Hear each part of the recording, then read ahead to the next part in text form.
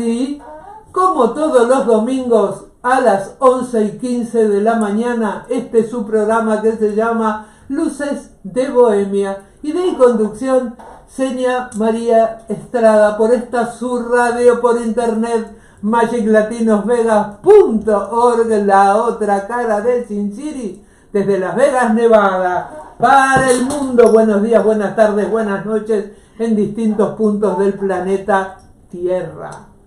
Buenos días, feliz domingo. Sí, feliz domingo para todos. Feliz como siempre estar acá en Luces de Bohemia. Y hoy tengo invitado especial, ahorita lo voy a presentar. Antes quiero hablarles de los titulares del periódico El Nuevo Mundo de esta semana. Yo lo recibo digitalmente, pero está en los diferentes puestos de negocios latinos aquí en Las Vegas. Yo cuando voy a buscarlo en periódico, en papel, lo consigo en La Bonita. Esta semana prácticamente fue de un recorrido por todos los eventos que hubo sobre el Día de Acción de Gracias. Mucho que ver con la generosidad, con el repartir comidas, pavos, y hay varios artículos sobre eso. Dice, se hizo sentir calor humano y generosidad. Múltiples actividades para el Día de Acción de Gracias. También se hizo un recuento del primer torneo de fútbol El Nuevo Mundo, que entiendo que fue fútbol infantil. Sí. Se habla también de una empresa que se llama Luna Recycling, que tiene más de 30 años de existir aquí en Las Vegas, sobre la calidad de la educación. Es un periódico con diversos temas muy importantes. Yo personalmente amo ese periódico. Ha sido el periódico que nos ha representado, el que nos da el lugar. Y no chorrea sangre ni da noticias pálidas. Que retrata lo mejor de nosotros, y eso es muy importante. Y lo mismo, invitarlos a anunciarse en el periódico. Antonio Ortega nos está viendo. Antonio, hola. Qué bien. Antonio tiene un evento, un recital de poesía junto a Flavio Martínez. Canto y poesía en un programa que se llama Ecos del Verso, y va a ser el próximo viernes 5 de diciembre, 5 de la tarde, en la galería que está en el Meadows Mall, City of the World Art Gallery. Así que totalmente invitados. Listo. Entonces, ahora sin más preámbulos, yo quiero presentar a mi invitado, una persona a la que yo aprecio mucho y de la que sabemos muy poco. Está siempre en nuestros eventos apoyando con todo, desde poniendo escenarios, ayudándonos a transportar cosas, a llevarme a mí de un lado para otro, pero sabemos muy poco de su vida y obra, que es fascinante. Aldo es costarricense, de madre salvadoreña y padre italiano, y cumpleaños en febrero, ¿verdad? Es correcto. Así que bueno, bienvenido Aldo. Cuéntanos un poquito, vamos a empezar con tu infancia en El Salvador. Bueno, es primero de Costa Rica me llevan a mí Claro. De niño me llevan por cosas de adultos, padres se separan y me llevan a El Salvador de niño. Llevo como ellos, unos 9, 10 años. Y sí, un cambio, digamos, brusco, ¿verdad? De venir de Costa Rica y desgraciadamente llegar en ese momento a El Salvador era... Yo no sabía, de niño yo no entendía los cambios, pero sí, poquito a poco me fui dando cuenta que no estaba, bueno, en realidad no llegué a esa conclusión. Pues llegaste en media guerra. Sí, pues sí, desgraciadamente sí, llegué como en el 77, 78, estaba duro El Salvador. Yo de niño no sabía, sinceramente yo oía explosiones, yo creí que eran huevos, sí, que eran huevos artificiales. Sí, yo no sabía, un niño no sabe discriminar. Sí, pues sí, yo no sabía pero a pesar de eso, pues seguí la infancia, hice de todo, anduve por todos lados, me llevó esa curiosidad, a veces lo lleva uno a... Isaac Humana dice bendición verlos, y seguramente lo va a poner que lo pegó en los 10. Gracias Isaac. Sí, pero de la guerra te tocó un poquito cerca, a pesar de que... De que vivíamos en la ciudad, en la capital, que era lo más seguro, porque el levantamiento era campesino. Eso es una verdad que ahora se sabe. Eran los campesinos, claro, defendiendo sus tierras de oligarcas. Es que era, eso yo hasta ahora de grande lo entendiste. sí, claro. Pero era, entonces las guerras eran alrededor, ¿verdad? Digamos que la ciudad, no tanto hasta que ya explotó las universidades, los estudiantes, bueno, yo sé de mucha, se sabe de mucha injusticia, ¿verdad? Que hubo. Te tocó un accidente, ¿no? Entiendo, mientras estabas Sí, viviendo en pues, Salvador. pues sí, era un país muy violento en una violencia social a todo nivel, ¿verdad? Era militarizado, El Salvador estaba militarizado. Entonces ya andaban persiguiendo a reuniones de escuelas que estaban reclutando a los más pequeños. Y en una de esas, pues hubo un enfrentamiento y me desbarataron la nariz. No sé si fue esquirla o algo, pero yo caí muerto. O sea, estuve en coma, no sé, 3, 4 días. En el hospital, no sé cuántos días en realidad, yo no sé, pero sí sé que la nariz, bueno, gracias a Dios estamos aquí, pero...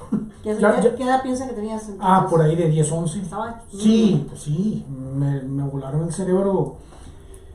Hay una historia que yo sé que, por ejemplo, un huevo, usted lo bate, el huevo por adentro está intacto, se ve bien, pero por dentro... Yo sé que en ese momento yo tuve que tener a mí se me olvidó que la verdad que yo era de Costa Rica. Sí, ya no, es que nunca como digo, uno de niño No entiende. no, a mí me dijeron, ya no estás en Costa Rica, nadie me dijo eso. Con los años fue que me di cuenta. Pero en ese momento y con ese golpe y con ese accidente sí, pues sí. ¿Cuánto tiempo viviste ahí en Costa Rica? En El Salvador, pues de niño a los 18, porque a los 18 sí ya hubo problema ya con mi identificación, yo tenía todo documento tico. Y yo estaba entrenando para ser piloto, yo me iba a meter a la Fuerza Aérea. Yo entrenaba con un hijo entrenaba fútbol con un hijo de los grandes. Yo ya iba yo iba ahí para la Fuerza Aérea, esa era ya estaba entrenando todo, mi cabeza ya iba para el ejército. Pero ahí mis documentos ticos me dijeron, no, yo tenía ciudadanía costarricense y ahí me dijeron, con malas palabras, me dijo el coronel que la Fuerza Aérea era para salvadoreños, no para... Arrimado. O por ahí. Eso arrimado suena bien. Pero suave. Y así fue como me fui para Costa Rica otra vez ya y de ahí ya no salí. Esa brevemente, ¿verdad? Pero sí, vi cosas que uno de niño No tendría como... sí no entendía, pero... ¿Te traumaron esas cosas? Mucho. Viera que no, porque yo no crecí normal. ¿Pero alguna vez eso lo llevaste a plasmar en un dibujo? Viera que no. Cuando uno tiene un trauma grande, el cerebro te protege. Un accidente, el cerebro guarda todo eso. Fue cuando yo me volví a meter a mi arte, a mis caricaturas, a mis pinturas, que empecé a escribir también. Y me acordé, porque yo tengo un libro escrito narrando montones de cosas, las injusticias, y yo sabía de mi abuela, mi tía abuela era abogada, era una cosita pequeñita así, tica, pero esa señora era reconocida, mi tía Maru, y ella me dio educación, yo vi libros de leyes por todos lados, y yo de niño viendo los libros, y ella me dejaba que yo agarrara todos los libros que ella tenía entonces sabía de la parte legal, y entonces yo ya grande ya supe que me hice notario también por varias cosas. La cosa es que sí supe de libros desde niño y de las leyes, entonces yo regresando al casa ya escribiendo, me acordé de lo que yo vi, de los muertos que yo vi. Yo vi bastante muertos. A mi temprana edad de 10, 11 años, yo puse en el libro que soy un CSI, Coroner Science, ¿cómo es? CSI, Science Coroner Investigator. Yo era un CSI a los 11 años. Yo andaba viendo, eso fue lo que yo vi de niño, que uno salía corriendo detrás de los otros niños y los que iban al cementerio, ahí tiraban a los guerrilleros, tiraban en los cementerios. A los soldados no, a los soldados se los llevaban. Porque era para poner un ejemplo. Eso yo lo sé. Eso bueno, ahora lo sabemos de adulto. El tiempo después de entre Costa Rica y los Estados Unidos. Cuéntanos esa etapa de su adolescencia. Bueno, yo me fui para Costa Rica a arreglar mis papeles. Según yo iba a regresar a la Fuerza Aérea, yo iba a regresar y a firmar por mí mismo. Ya como de 18 años yo ya podía, ya un abogado me había dicho que yo podía ir a firmar por mí mismo y ya era un adulto. Pero no, a los 4 días yo estaba en Manuel Antonio, una playa de las playas más bellas era paradisíaca esa playa, solo había unas cabinas y la montaña. Yo llegué a los 4 días de Salvador, a los 4 días yo estaba ahí y eso no lo había visto en mi vida. Esa belleza exuberante, monos, los slot, ¿cómo era? Los osos perezosos. Yo vi todo eso y no lo podía creer. Unas iguanas, pero gigantescas. Me volví loco, me olvidé completamente de la violencia que venía. La verdad que Costa Rica fue una terapia excelente y ya no me salí de ahí. Lo que fui a meterme a estudiar, que era, casualmente me enrolé en unas clases de dibujo porque no tenía el bachillerato, entonces no podía entrar, no había terminado, pero me metí en unas clases sin crédito de dibujo y los dibujos. Entonces ahí yo sé que yo dije, ¿sabes qué? Me voy a ser artista otra vez, porque de niño todos los niños somos artistas. Es más, dicen que el artista es el niño que sobrevivió. Dicen que eso es un artista, el niño que sobrevivió artísticamente, ya sea musical, lo que sea, es la parte. Cuando éramos niños todos éramos genios, todos arreglamos problemas, no había ningún problema que no pudiera arreglar de un niño. Ya después viene la adulto. Bueno, llego a Costa Rica y digo, otra vez voy al arte, voy a seguir lo que yo sabía que podía hacer y empecé a vender en la Plaza de la Cultura. En la Plaza de Cultura es una parte, bueno, hay un teatro famosísimo, un hotel famosísimo donde ella se hospeda ahí cuando va. Varios museos. La plaza es un lugar precioso y ahí se reunieron artistas, músicos. Y yo tenía un primo músico famoso en esos años. Y ahí me metí con una pelota de pintores, artistas, poetas, de todo. Y ahí, de todo, habían argentinos, peruanos tocando, una belleza. Y ahí yo no salí. Pasó que después me di cuenta de los casinos. Bueno, mi hermana ya conocía a uno de los socios de un casino y me dijo, Aldo, vaya a entrevistarse y hablen inglés, me dijo, y yo hablábamos, nosotros tuvimos acceso a inglés desde pequeño, entonces sabíamos bastante de inglés y algo le dije al señor en inglés y le caí bien y me invitó a exponer en el casino Aurora Holiday Inn, que era de lo más fino que había. Ahora ya no hay muchos, pero en los 90s el Aurora Holiday Inn, piso 17, era una belleza. Un restaurante francés, Fleur de Lis, y a la par el casino. Y ahí yo expuse por primera vez obras y vendí. No, yo estaba convertido. Yo era la estrella ahí. Llevé varias caricaturas que yo tenía. Agarré una de esa fue una copia que yo hice de una de Times. La revista Times tenía la mitad de Mussolini y la mitad de Hitler. O sea, la ilustración en la revista. Es más, si se busca, ahí está. Y yo la hice a mi forma. Me la compraron. Hice una muchacha con unas llamas así, el pelo, un ojo. La vendí. Y yo sé que ahí unos pintores me vieron, mira, este chamaco está jovencito y ya vendió. Ya, ¿verdad? Entonces, yo seguí lo que pasó. Me metí en los casinos a trabajar de casino dealer por el inglés, y obviamente me metí a hablar inglés. Nos dieron una clase ahí en el casino, porque los dueños eran gringos. Y nos dieron una clase básica. Ahí tengo el diploma, por cierto. Ahí tengo el título ese. Y de ahí me fui a meter a una escuela más seria y yo ya estaba hablando inglés.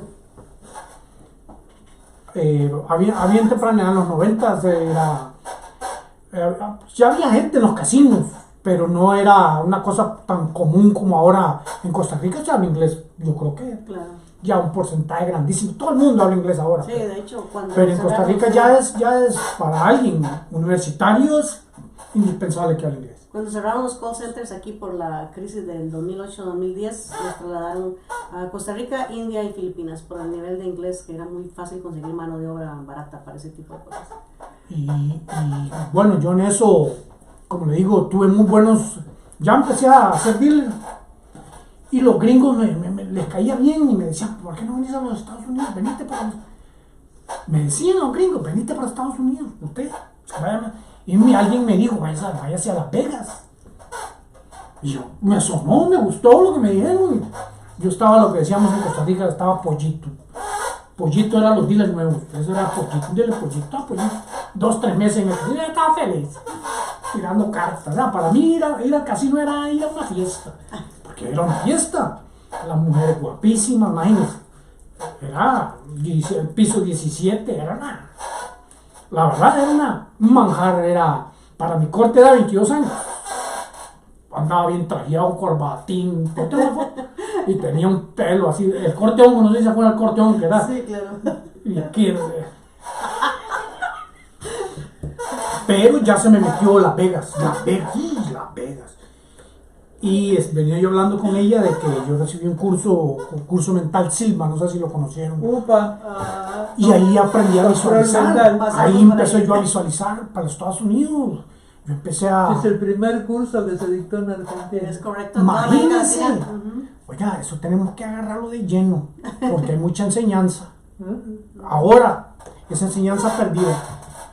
Ahora está la ley de atracción que tiene los mismos. Sí, pero yo pienso que el control mental Silva explica las visualizaciones, técnicas de visualizar palpables, que tienen que usar su imaginación y verse haciéndolo, después borrar la imagen. Primero se mete la negativa. Usted quiere borrar algo de su vida, se mete. Segundo, entra a nivel, así se llamaba el término, entrar a nivel. Dejar el problema incubado y irse, y ahí sale la respuesta. La cosa es que, bueno, hablando de eso concretamente, yo estaba visualizando que yo me venía volando en la bandera de Estados Unidos, como la alfombra de Aladino.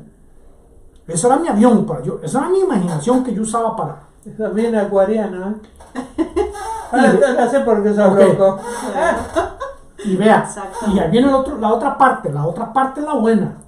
Yo visualizaba a la Estatua de la Libertad dándome la green card, agachándose, dándome la mía, porque la Estatua de la Libertad, ese era el símbolo que yo tenía en Estados Unidos. La cosa es que, para hacer corto el viaje, ya me toca ir a la embajada, y ya llevo todo el papeleo. Después de la tercera cita me aprueban. Me dijo el gringo, go get a job. Te dieron la visa, la diversity visa, la de la lotería. Empezó a sellar como, no sé cuál, pero me dijo así como, no, go get a job. Empezó a firmar yo. Me dijo, pasa a aquella habitación, otra sala. Oiga lo que me encuentro. Ahí viene que me encuentro en esa sala, en la otra que ya me iban a dar un sobre de Manila que uno traía para dárselo a inmigración aquí en Estados Unidos. En el aeropuerto, sí. Lo único que había era un montón de sillas, la bandera de Estados Unidos y una foto gigantesca de la Estatua de la Libertad. Los dos símbolos que yo había ocupado. Esa es la belleza de mi control mental Silva, y es algo palpable, es algo que yo lo hice, que yo sé de lo que estoy diciendo. Antonio aquí. Ortega dice, doctora Mónica Ciña, felicidades por su programa. Aldo, tenés una historia para escribir un libro. Muchas gracias, don Antonio. Y Gracias, Antonio.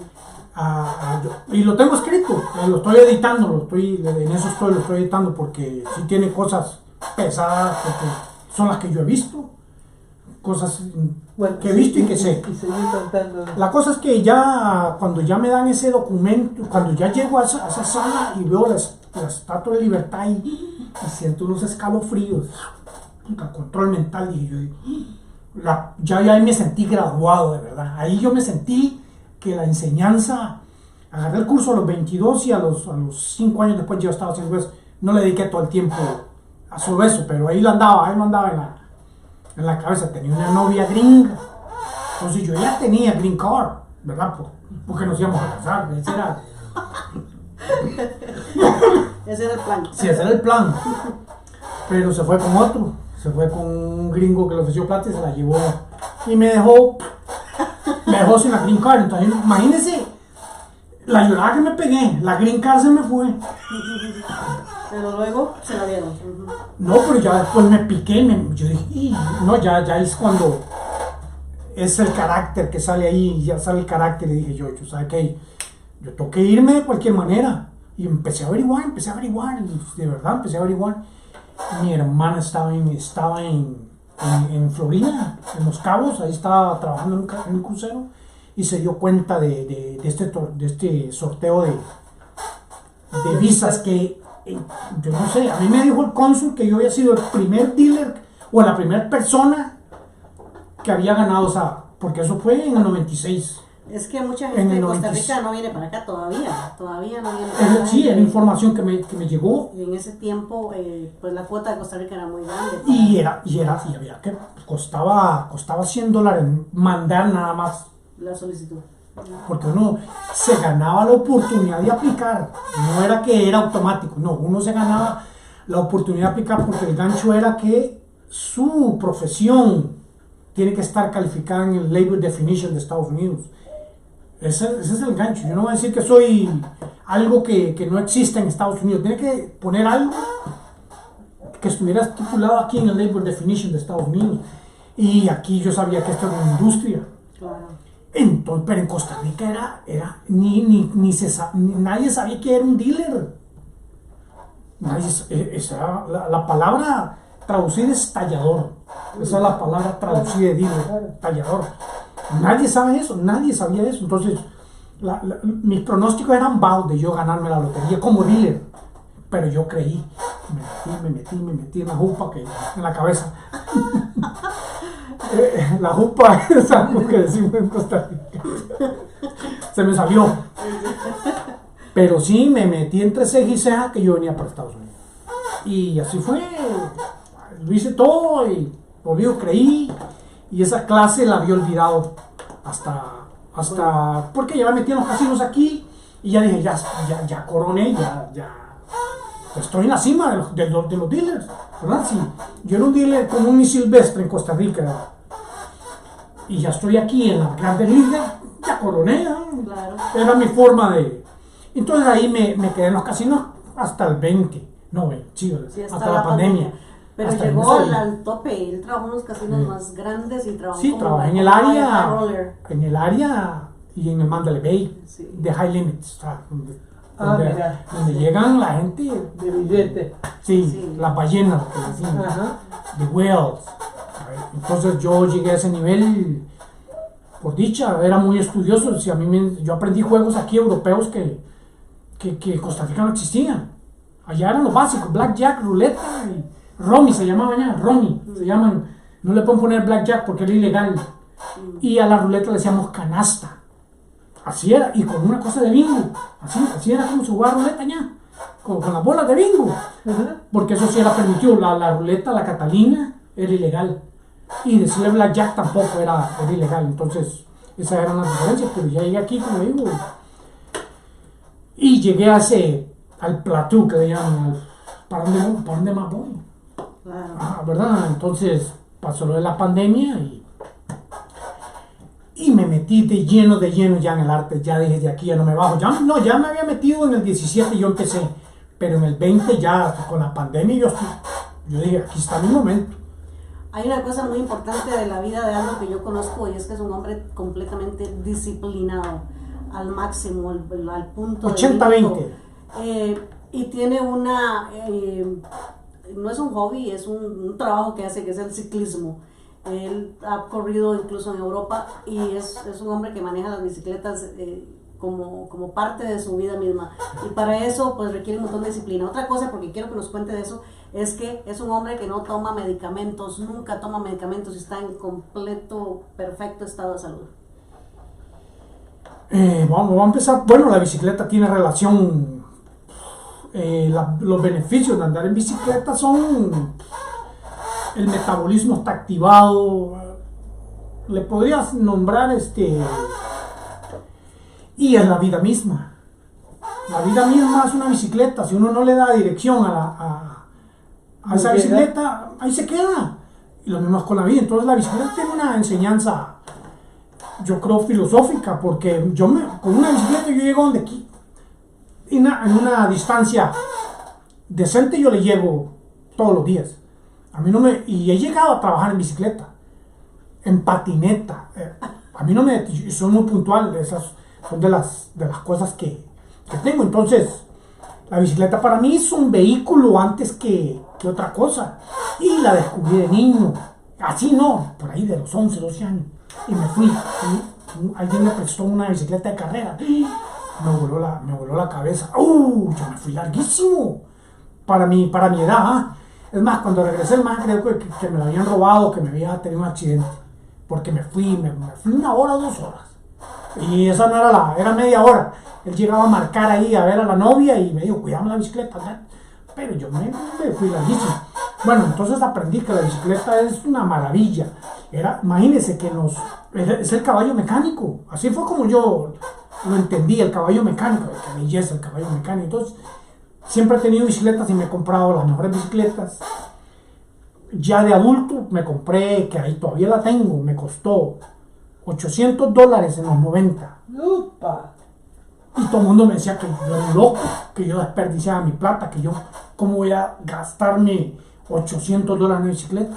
Pero es que yo sabía que hay que tenerlo bueno, hay que darse lo mejor. Uno mismo tiene que darse lo mejor, porque muy difícil que alguien venga a regalarle una bicicleta de $2,000 a uno. Muy difícil, nunca me ha pasado. Entonces, si yo no me los hubiera comprado, yo no pudiera.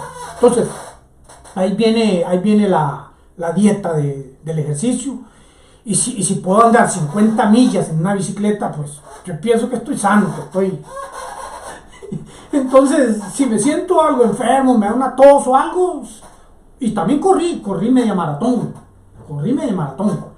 Porque quería esa medalla. Y era en el Mandalay Bay, salía el Mandalay Bay, ir al downtown y regresar 13 millas. Hasta el maratón completo no lo hice, no, ahí sí me arrugué, pero después de 13 millas, prefiero andar 100 en bicicleta. Se lo digo así. Prefiero andar 100 millas en bicicleta que 13 corriendo. No me gustó. O sea, no me gustó correr como maratonista. Sí como jugué fútbol. También jugué fútbol. He sido muy activo, he sido muy hiperactivo, y eso ha sido pues una gran ventaja, una gran desventaja también. Porque no he terminado cosas porque tengo tanto que hacer. Entonces, lo que aprendí fue a disciplinarme, a terminar una cosa por vez. Sí, porque no se puede hacer todo. Yo quisiera tener un estudio, pero tengo que ganármelo, tengo que tener alguna razón y ya tengo que haber completado mis otros proyectos digamos. Y entonces también en control mental viene la cosa de la salud. Ellos decían que el cuerpo es una fábrica de nutrientes, y que la mente enferma al cuerpo y no el cuerpo a la mente. Eso es lo que yo hacía. Entonces, anima en espíritu, ¿cómo era? Así, anima, espíritu y cuerpo sano. Eso también era de los filósofos, los estoicos, en particular los estoicos. Era disciplina, agua fría, muchas cosas que salir del área de confort. Decían no siempre estar con que agüita caliente, no. Hay que tener cierta para estar con la gente, para estar con el ambiente. ¿Y quién es la gente que sobrevive digamos, en una guerra, en algún evento? Los que están más adaptados a la naturaleza. Eso es hecho. Hay que estar adaptado a muchas cosas. Hay que dejar de estar siempre cómodo. A propósito, hacerse ¿sabes qué? Voy a hacer cierto sacrificio. No voy a irme en el carro, voy a ir a caminar o algo, cosas así. Pero forjarse ese hábito, entonces yo trato de comer lo mejor que pueda y tengo el 80-20 que le digo, que 80% disciplinado y 20% indisciplinado y estoy feliz. Es una ley que aprendí. 80%, yo digo que esta es una frase que yo me inventé y que digo que mi disciplina es más grande que mi indisciplina. Entonces, yo sé que aquí estoy a esta edad y aquí ando. He andado feliz, he andado haciéndolo, no me ha faltado nada. Yo siempre he tenido un techo, he tenido comida, he tenido juguetes. ¿Qué más quiero? Aquí estoy. Entonces, yo creo que muy importante. Es un agradecido a la vida. Eso es importante. Ahí corta al ser agradecido uno, ahí corta la pobreza, la sequía, la ansiedad de tener más. Eso, la gratitud es parte de esos libros que yo leí. La gratitud es parte de estar feliz. ¿Y qué es el propósito del ser humano? Ser feliz. Pero no tiene que buscar la felicidad con lo que tiene, no con lo que no tiene. Totalmente de ¿verdad? Hay que ser feliz con lo que no tiene. Totalmente de acuerdo. Con lo que tiene hoy, no con lo que, porque esa es la trampa, lo que no tengo, qué lindo que el carro, en lugar de apreciar el que tengo. Claro, totalmente de acuerdo. Aldo, fuiste a la Escuela de Bellas Artes de la Sí, Universidad, ¿verdad? aquí yo... De UNLV, y te perfeccionaste, y aparte de la caricatura manejas otras técnicas. Sí, yo me metí a UNLV por Fine Arts, Bellas Artes, porque estaba agarrando diseño gráfico en otra universidad y dieron una clase nada más como para rellenarla de pintura y de escultura. Y resulta que las dos clases salí por mi dedicación. Hice una escultura, hice una cabeza y un cocodrilo que hice, lo pusieron en display. Por lo más, los mejores trabajos lo ponían hice un cocodrilo en clay, en arcilla, y le compré unos ojos cerámicos. Tendría que verlo, se me quebró tengo fotos y todo el documento, pero entonces agarré esa clase y agarré una pintura, hice unas pinturas, y los profesores que eran más jóvenes que yo tenía como 35 más o menos en esos años, y yo creo que el profesor tenía unos 30, y el maestro me dijo, oiga, usted se ha pintado antes mío. Entonces él me dijo, era un buen profesor, y él me dijo, usted debería perseguir pursue fine arts, me dijo. ¿Sabe qué? La agarré porque sí me sonó, ¡pum! Me fui para la universidad y me traspasé, pero ahí me di cuenta de la corrupción de los préstamos estudiantiles. Esa universidad que yo estaba, la ALB, no era non-credited y es carísima. Y cuando yo llego a UNLV, enseño lo que yo traía, ya traía media carrera avanzada, ya traía como 60 créditos de las 120. Me dice, vea, le voy a hablar sinceramente, me dice la muchacha, me dice, esa es su universidad donde usted está, me puede traer el título y no es válido en esa universidad porque no es non-crédito. Yo ahí que no tenía crédito, quedé con deuda.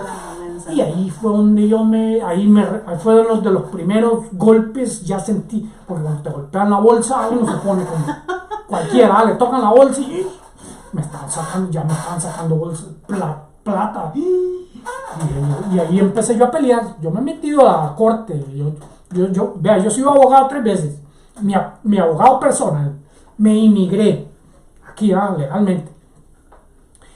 Peleé los préstamos estudiantiles. Y me gané 2 años nada más. Pero no, el juez dijo que necesitaban averiguar más de mi caso. Y la cosa fue que me dio 2 años. ¿También? Me dio 2 años, pero sí en el 18 estaba recién llegado una casota que me había alquilado con piscina, estaba yo así, bronceándome, y empiezo a ver mi cheque, ya me habían deducido como $700. Era el 15% de lo disponible, de la available sum que me pusieron. 15% me quitaban después de los impuestos y todo. Si digamos que mi cheque era de 2.500, me bajaban 700 del préstamo estudiantil. Y ahí yo dije, ¿sabe qué? Ya dije, yo voy a renunciar. Y ya venía con la idea de que yo tengo que meterme en mi arte de lleno porque tengo que hacerlo por muchas razones. Y una vez que yo tengo que crear mi propio producto, yo sabía que mi invención, yo sabía que yo tenía que hacerlo porque yo podía, por eso fui a estudiar. Y me estaban ya, decía un amigo en inglés, they're waxing my rear end. Me están trasera. La cera. ¿Cuál es tu obra más preciada? Dicen que uno de pintor no tiene que enamorarse de su obra, pero mis Marilyn, bueno, la Marilyn grande que tengo.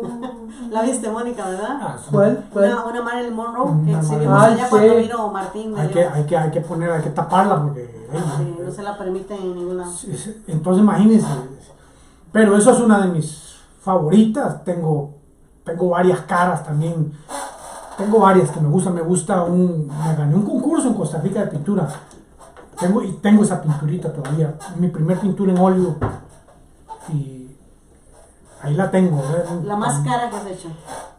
Bueno, ahorita tengo también tengo le puse la muchacha con lágrimas y perlas. Es básicamente una versión de la The Girl with the Pearl Earring de Vermeer. Está preciosa ese cuadro. Y fue la clase final que tuve en la universidad y fue un proyecto final. Y nos dijeron que tenía que hacer una obra. El protocolo era, como los puntos de que le dan a uno, los criterios que tiene que basar uno tiene un nombre.